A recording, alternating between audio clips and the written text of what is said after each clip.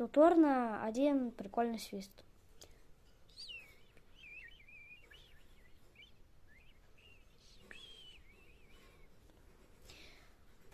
Надо сказать 3 шипящие буквы. Ш, Щ, С. И чередуем их в любой последовательности.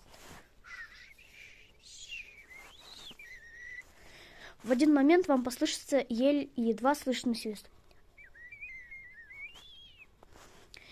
И надо будет потом несколько дней это все проучивать. А потом, когда у вас получилось, когда вы уже хорошо натренировались, делаем вот так губы.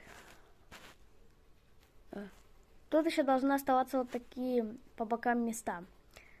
Открытые пространства. А теперь делаем все то же самое и приоткрываем рот немножечко, вот так вот.